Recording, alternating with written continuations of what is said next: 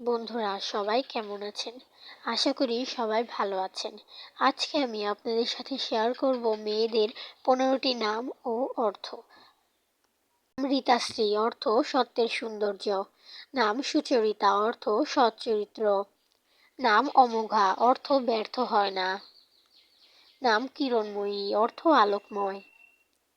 নাম শুভশ্রী, অর্থ শুভ সৌন্দর্য। নাম মঞ্জুরি, অর্থ মধুর সৌন্দর্য। নাম ঐশানী, অর্থ দেবী দুর্গা।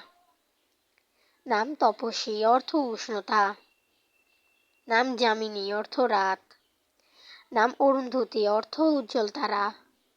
নাম স্মরণিকা, অর্থ স্মৃতি। নাম কামিনী, অর্থ সুন্দর।